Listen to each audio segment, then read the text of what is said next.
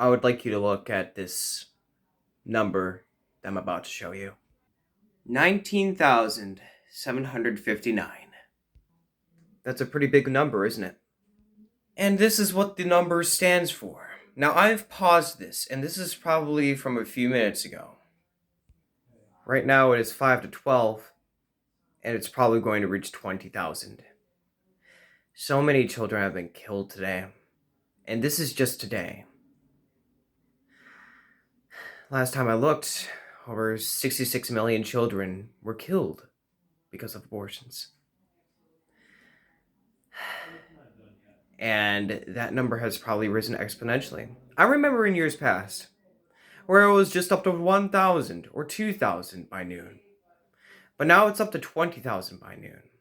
In the words of Mother Angelica, we lived in a mixed up world, and that's because a woman would put her conscience first before her child. Look, I get it. Having children is rough. Raising children is rough. But it's better to die to self and to live to the promise that God made for us. God created us. He didn't have to, but He did.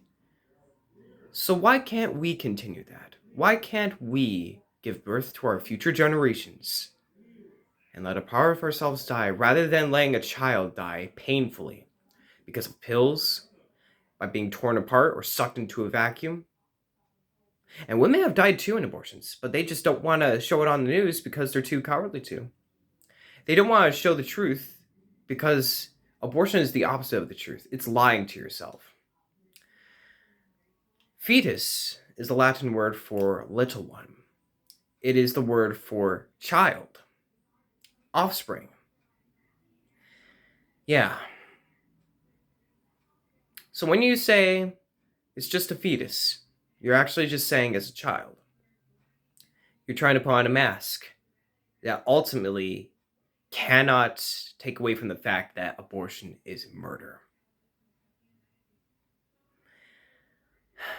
There was a time where I was going to have seven siblings, but unfortunately, they died during miscarriage. But my mother strove to take care of them. Even though they didn't make it, she strove to take care of them. And she strove to take care of me, my autistic brother, and my two big sisters, as well as my father. They both became one flesh, just as they did in marriage, in order to raise us. We didn't do anything to deserve it. Nor did any of us, at any point in time, do anything to deserve our existence because of God. Yet God created us. And our parents gave birth to us. So please, I want you to know that abortion is a lot more than just killing one child. It's killing an entire generation. Generations to come. Generations that, well, could have been, but weren't because of one act. And that child has to go through a lot of pain in order for that process to take place. Being ripped apart, sucked in a vacuum, being poisoned with pills. The uterus becomes a hostile environment when it is supposed to be, according to God's creation, a sacred place for the development of the human child to take place.